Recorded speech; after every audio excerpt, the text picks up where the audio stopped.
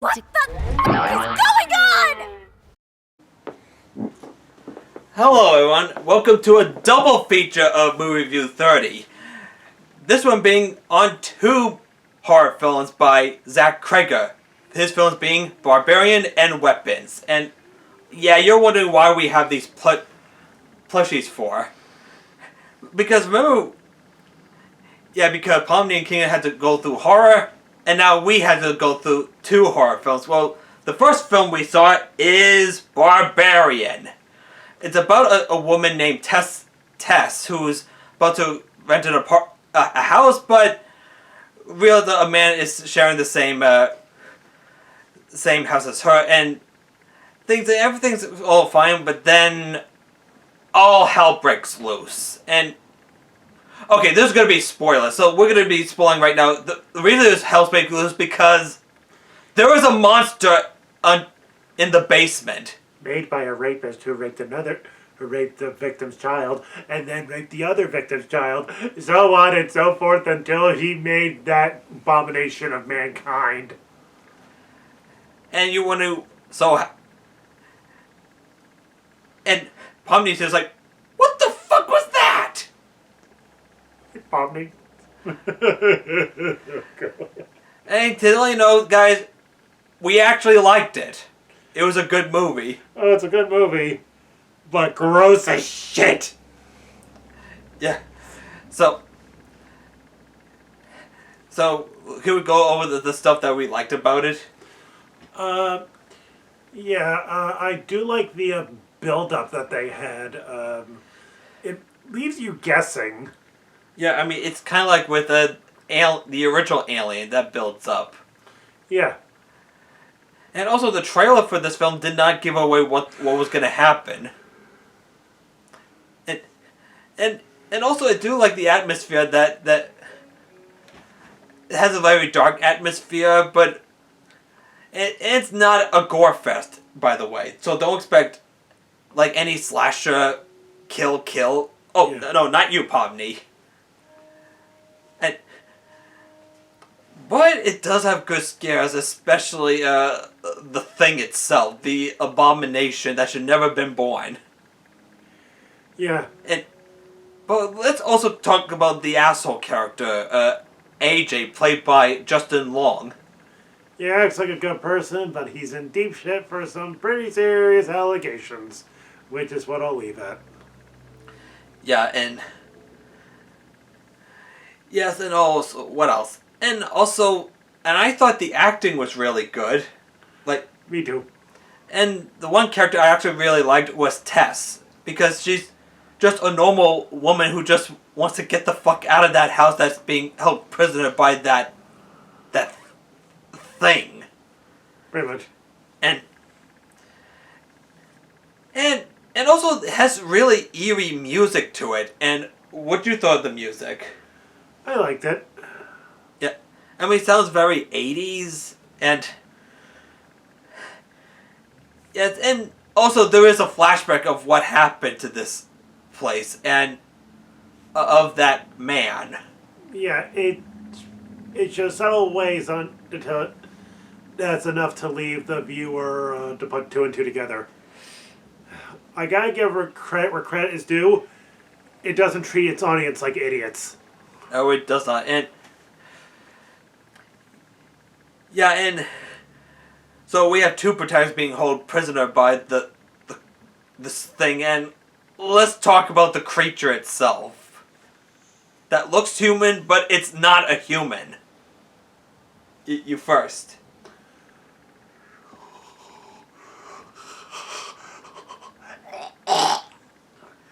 You okay? Yeah. So, want to go over about the monster? That thing is gross and terrifying. And yeah, it's an incest offspring thing. Yeah. And holds our protagonist prisoners and treating them as her babies. In all the disturbing ways that even I don't want to mention. Be my baby. Dane, don't make me send you to the corner. sorry, and also this was requested by Sean, who you may know him as Just T's Reborn. So thanks for that, and a bit of a shout out to Sean. And I hope you're freaking happy. yeah, this was Sean's idea. Oh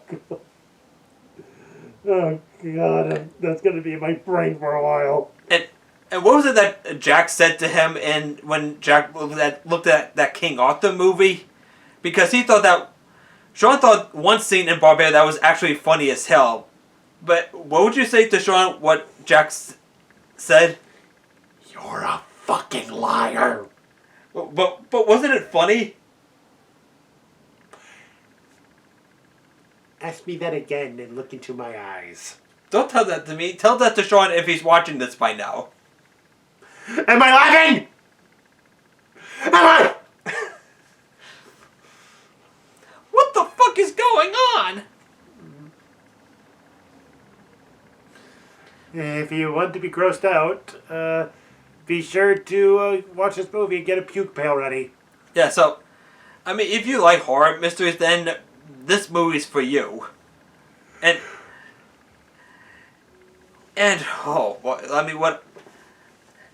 Yeah, so yeah, it does build up a lot because when you thought that one character was the villain, but it actually turns out it's the monster itself as the villain. Yep. And yeah, and what other things did you liked about it? I love how realistic it is.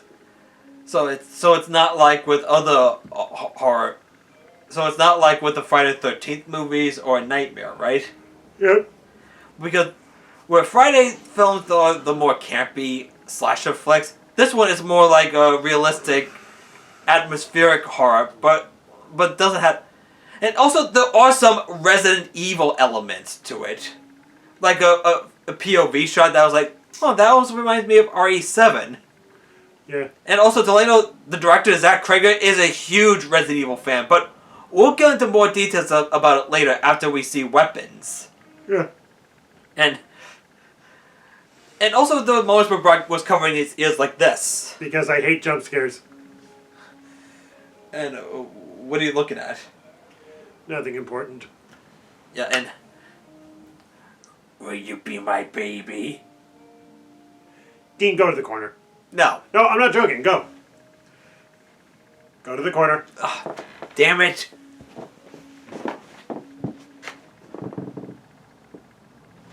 Well, join us next week as we. Well, wait, no. Join us for the next part as we dig into weapons. What? Corner time's up.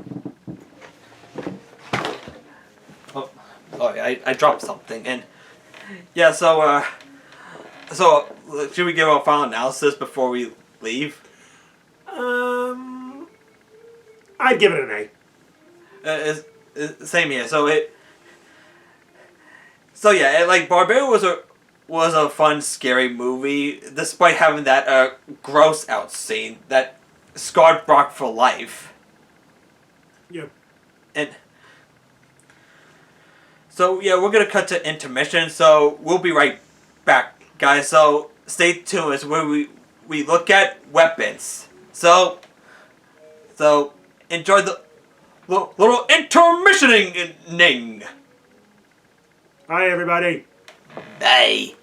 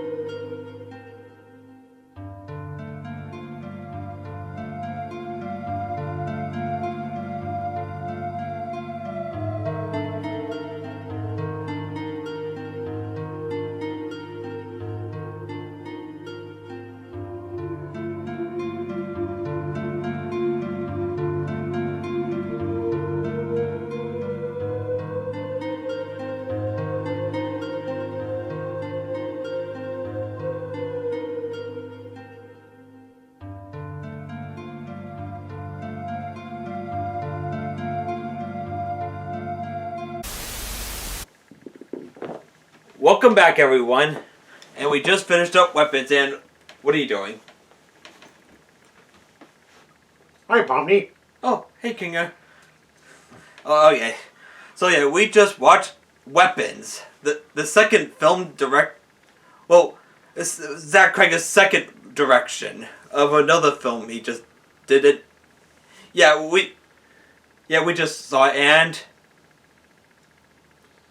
Yeah, this was good. I kind of find this better than Barbarian. And not due to the gross out factor that the previous film had.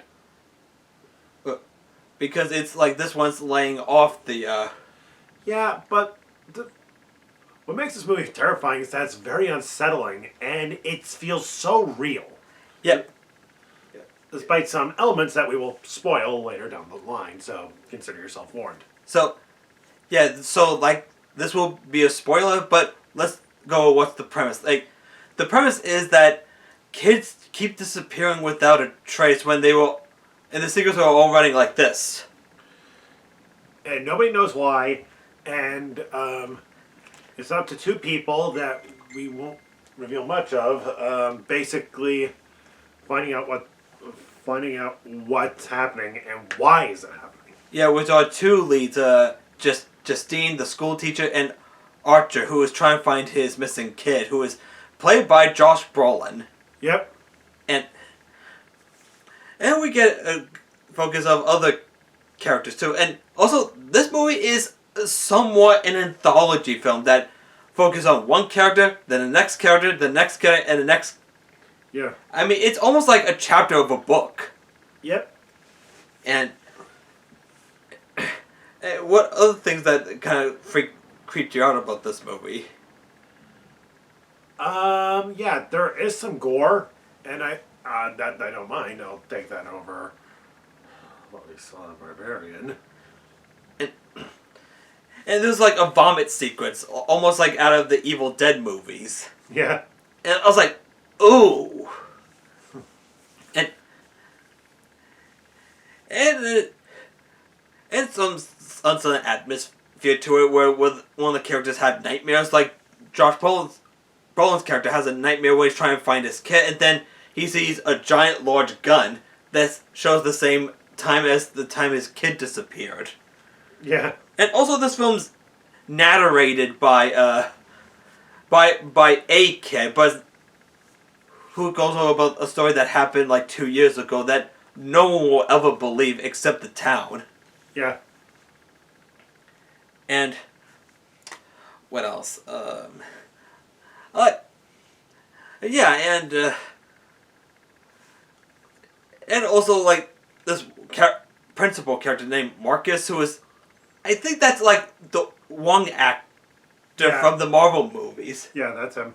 Yeah, and he gets possessed, and his eyes all pop out. It was almost like a possessed zombie. Yep. And attacked our two leads. I'm like, and then his character gets run over by a car. Oh yeah. And boy, that poor driver needs therapy. Oh, a lot of it.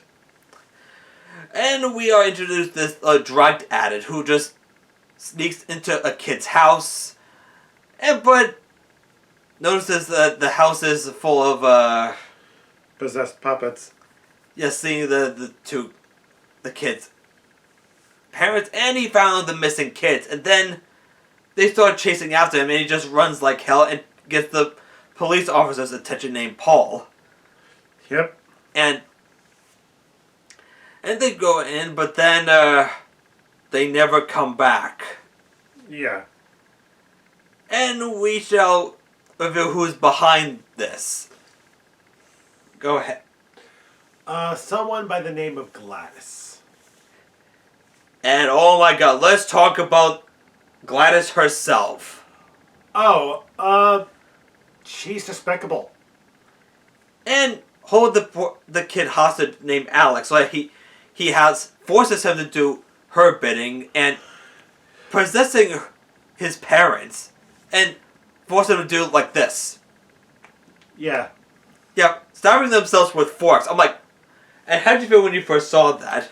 I was mortified. It was fucking vile. Yeah. Yeah, Gladys, she's like the most unsettling and evil, despicable witch we've ever seen in a horror movie. And yeah, she's a witch. Yeah. Well, not like a kind of witch. Yeah, not the one from The Wizard of Oz. Yeah, she pretty much uses witchcraft. Like, she uses, like she uses sticks from a tree that she had. And the tree itself, something unholy. And we never know where she got it. So that pretty much adds the mystery, right? Yeah.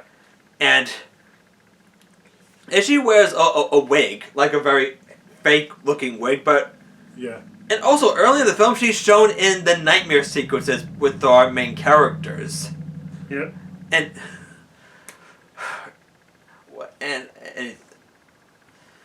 yeah, and she's like, don't say a word, Alex, or you know what's... or else. Yeah, pretty much. Yeah, and what else can you say about her? Creepy as shit and very unsettling. Yeah, and what scenes when she controls Marcus, where she just stabs herself with the stick and then uses the spell. Yeah. And then forces him to kill his roommate, or I think it was his boyfriend, and then go to kill Justine. I was like, yeah, this, and she just think it's just a daily job. Yeah. But then later in the final act, she forced out. We're gonna leave before anyone knows this, and then our two leads, Justine and Archer, go to the house to find the kids, but then they get attacked by the drug addict and the policeman, who are controlled by... Yeah. But they manage to fend them off by using where Justine uses a gun on them. Well, yeah, one of them. Yes, and Alex was about to go to try past them, but when the witch had the salt around, so if you touch the salt, they attack. And also the kid had a clever idea by taking Gladys's tree, and while Gladys is controlling Archer to attack Justine, the kid uses the stick and by taking her hair of a piece, and then a stampede of bloodthirsty children emerge from the basement and chase after where she's running. Ah! Yeah. But she's running through town and through neighbor houses, and then the kids just burst through them, and neighbors like, whoa, what the hell? Yeah, and some of them are like, we're just confused and minding their business. And then when they catch up to her, the blood comes out. Yeah, so they just rip her arms off and then do this to her head, like... Yeah. Yeah, it was a very gory sequence, and... Oh, yeah. Honestly, that witch got what she deserved. And also, Sean texted me, he wants to know what you think of Gladys. I think she's a great villain. And also, the actress herself won an Oscar. Yeah, I can see why at this point. It's like, she put a lot, and she probably loved the script she was given. Oh, yeah. And her death was extremely satisfying in a gory fashion. So Gladys is dead. The day is saved. Well, I think so. And Archer managed to get his kid back, and they walk to the distant. Well, Justine comes up to see how Alex is doing. Well, Alex is hugging his still catatonic parents, who in the epilogue turned out are institutionalized, and he's with another aunt. Who is a better aunt than the one. Gladys. And then the movie just ends right there, and it was kind of bittersweet, but Yeah, what I liked about this movie, I'm not sure I forgot to mention this. None of the characters are saints. yeah. Flawed. Like, and not everybody was a dick in this movie. It's about trying to find these missing children Yeah. in this mysterious. Yeah, what I liked about the ending is that it wasn't a happily ever after, everything's okay type of thing. There were some losses. Yes, we had characters that did die. Yeah, and not to mention, Alex's parents are probably never going to be the same. Yeah, it's all because of that witch. Yeah. Yeah, probably put in a mental institution, but the kid's gonna be okay. And also, the epilogue did say that the kids managed to speak again. So yeah, it's more of a bittersweet ending. Yeah, and yes, and also this film did really well at the box office.